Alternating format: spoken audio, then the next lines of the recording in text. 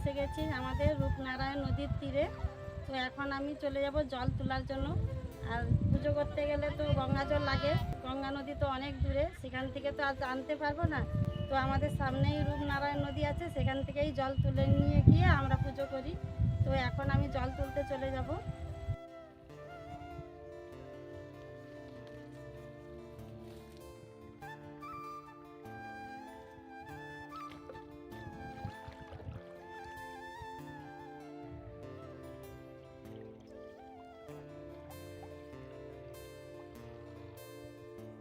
তো বন্ধুরা দেখুন, নদীতে এখন জোয়ার হচ্ছে, প্রচুর জল হয়ে গেছে দেখুন।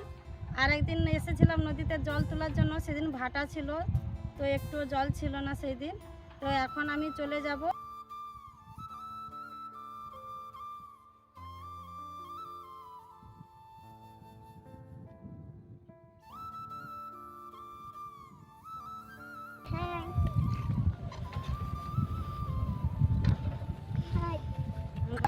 ওদের জেসিবিটা নামবে মাটি নিয়ে, ওদের ডাক্তারের নামবে। এই যে দেখো বন্ধুরা, চলে আসছে মাছ ধরতে পাখির সাথে বাইকে করে। তুমি করবো বলে ওই জন্য আমি ঘর বাড়ি যাচ্ছি দাদাদের সঙ্গে, ওদের মাঝের সঙ্গে। ওই যে দেখো ডাক্তার জেসিবি, ডাক্তার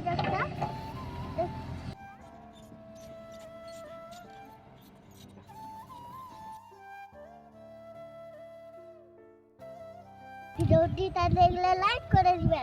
আমরা বাড়ি চলে যাচ্ছি, টাটা বাই।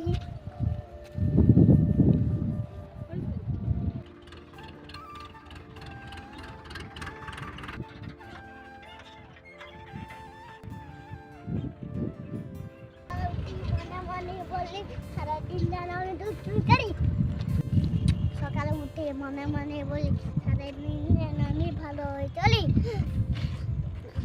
আদেন পরে যাহা মরুর জানে সেই কাজ করি ভালো মনে।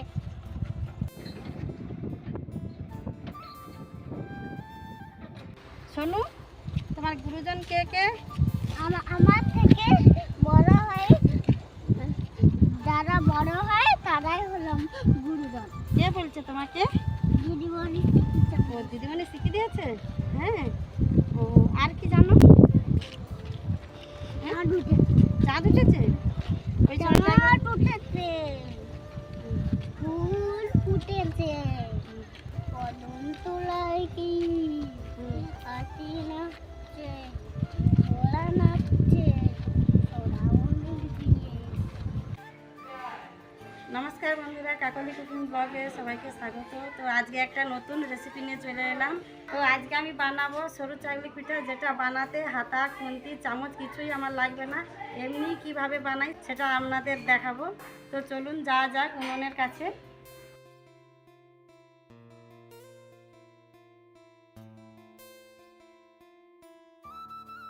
তো বন্ধুরা, আমি যে চালের সরু চাকলি পিঠা করবো, বেশি কিছু উপকরণ লাগে না, শুধু এই যে চাল নিয়েছি। এই চালটা আমার 500 গ্রাম চাল আছে। আমরা যেই চালের ভাত খাই সেই চালেরই তৈরি করব এইটা, সেদ্ধ চাল এইটা। এই চাল নিয়েছি আর সামান্য একটু লবণ নিয়েছি, পরিমাণ মতো দেব। আর এখানে আছে সাদা তেল, এইটা ব্রাশ করার জন্য নিয়েছি, আর কিছুই লাগবে না এখানে। তো আমি এবার চালগুলোকে সব বেটে নেব। তো আমি এই চালগুলোকে ভালো করে বেটে নেব, এটা জল দিয়েই বাটতে হবে।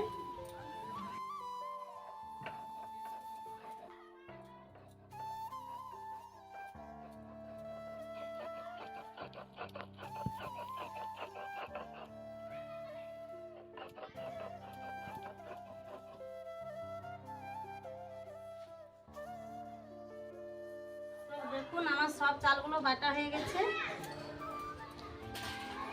বন্ধুরা, আমার সরু চাকলি পিঠার জন্য তো একটা ব্রাশের দরকার হবে। তো আমি একটা কলা ডাঁটা কাটতে চলে যাব, যেটা আমার ব্রাশের কাজ করবে। তো এখন আমি কলা বাগানে চলে যাচ্ছি।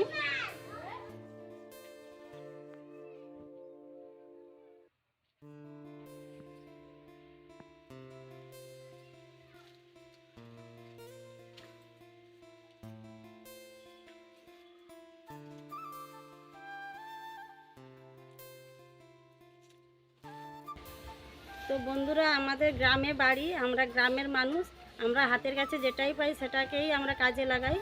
তো এইটা এখন আমি ব্রাশের জন্য নিয়েছি। এখন আমি চলে যাব রান্নাঘরে।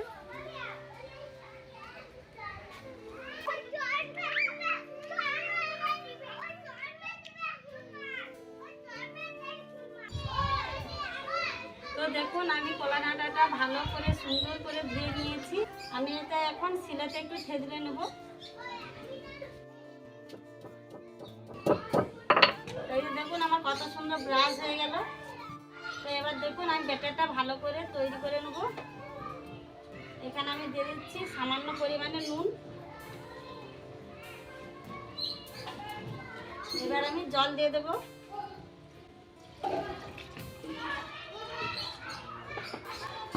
এটার সাহায্যে একটু গুলিয়ে নেব।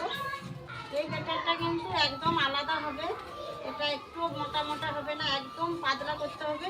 তবে সরু চাউলিটা কাগজের মতো বা আঁশের মতো পাতলা হবে। তো আমার ব্যাটারটা গুলানো হয়ে গেছে। আমি এবার হাত দিয়ে দেখে নেব কীরকম হয়েছে। তো দেখুন ব্যাটারটা একদম জলের মতো হবে, একটু মোটা নেই। দেখুন একদম জল। সরু করার জন্য আমার ব্যাটারটা এবারে রেডি। আমি এবার উনুনটা ধরিয়ে দেবো। তো আমার উনুনটা জ্বলে গেছে। আমি একটা ননস্টিকের ফ্রাই প্যান নিয়ে নিয়েছি। এটাতে আমি সরু চাউলিটা তৈরি করব। এতে করে আমার কোনো খুন্তি চামচ হাতা কিছুই লাগবে না, এমনিতেই উঠে যাবে। ফ্রাই প্যানটা গরম হয়ে গেছে। এবার আমি তেল ব্রাশ করে দেবো। এই যে দেখুন ব্রাশটা আমি যে একটা ডাবু নিয়েছি, এই ডাবুর সাহায্যে দিয়ে দেবো, এক ডাবু করে।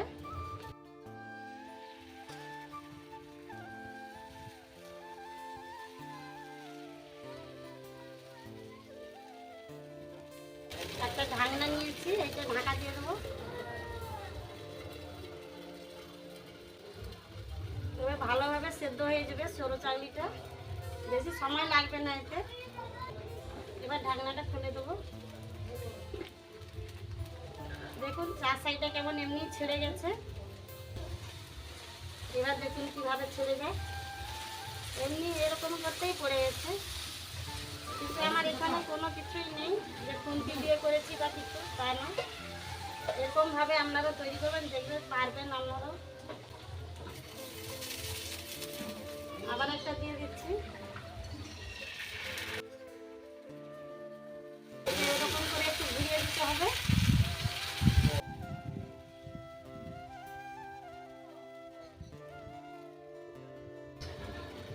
দেখুন সরু চাউলিটা কেমন হয়েছে, একদম সুন্দর, একদম পাতলা কাগজের মতো হয়েছে। দেখুন না দেখলে বুঝতে পারবেন না।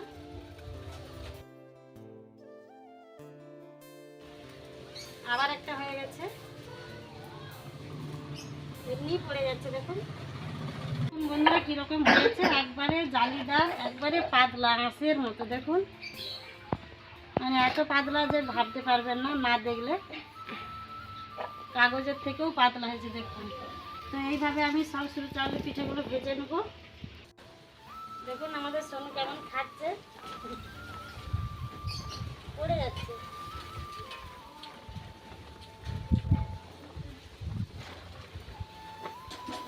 আস্তে আস্তে তো। তো বন্ধুরা আমার সব সরু চাউলের পিঠেগুলো বানানো হয়ে গেছে। তো দেখুন আমি একটা খেতে চলে এসেছি। আমি একটা খুলে দেখাচ্ছি। দেখুন একদম পাতলা আঁশের মতো হয়েছে। দেখুন কত সুন্দর হয়েছে, একদম কাগজের মতো, না হাত দিলে বুঝতে পারবেন না। তো প্লিজ এই রকম বাড়িতে বানাবেন, খুবই ভালো লাগবে। তো বেটারটা কিন্তু পাতলা করতে হবে, মোটা করলে মোটা হবে, আর যত পাতলা করবেন তত সরু চাউলিটাও পাতলা হবে। তো আমি একটা খেয়ে দেখাচ্ছি। শীতের দিনে এই খেজুর গুড় দিয়ে সরু চাউলি পিঠেটা বেশি ভালো লাগে খেতে।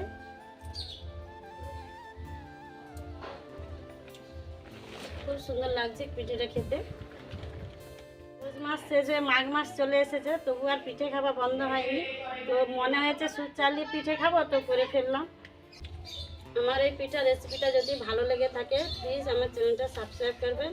পুরো ভিডিওটা দেখার জন্য ধন্যবাদ সবাইকে। আজকের মতো টাটা।